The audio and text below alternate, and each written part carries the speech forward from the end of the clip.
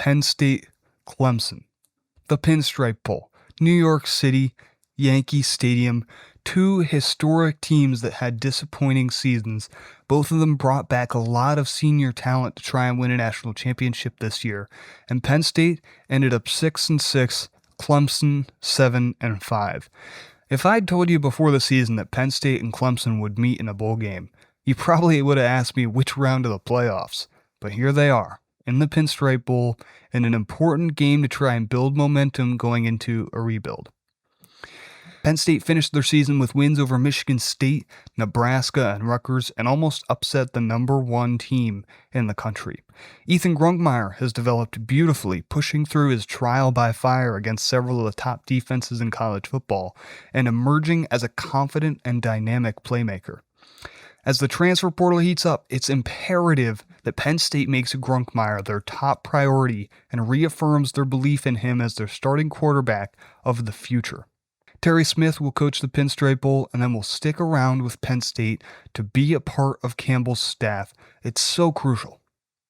Terry's impact cannot be understated, and he remains the most important coach of the Penn State staff. His ability to retain current players and recruit within the state of Pennsylvania is crucial for Penn State's future.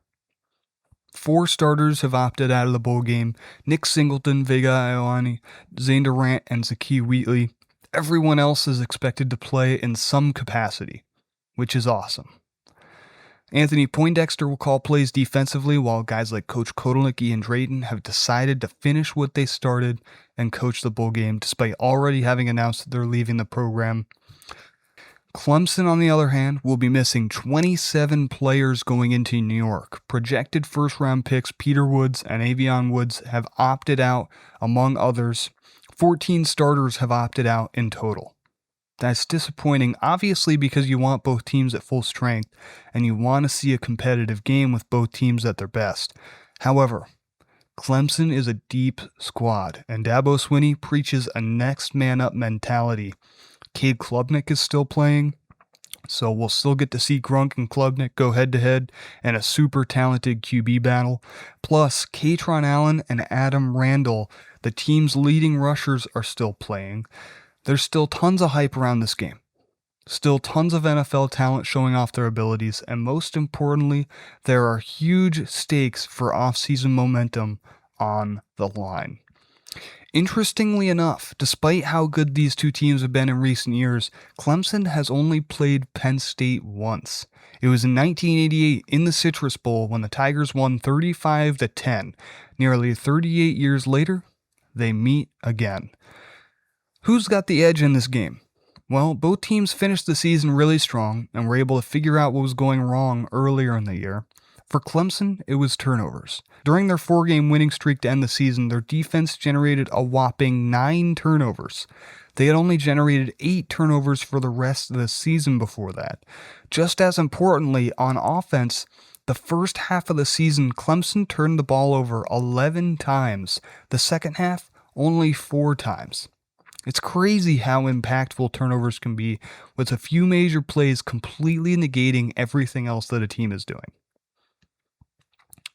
For Penn State, it was simplifying. It was injecting verticality into the offense, less side-to-side, more north-south, and voila!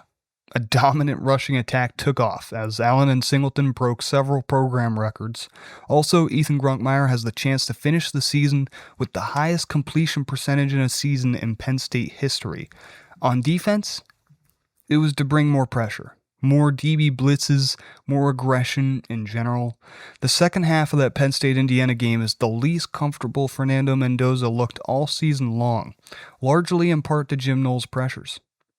The Nittany Lions have deficits on the coaching staff, but Clemson is missing the majority of their starting lineup, and in the low 30s temperatures in New York City, I think Penn State has a slight edge. My prediction, Penn State 27, 21 for Clemson.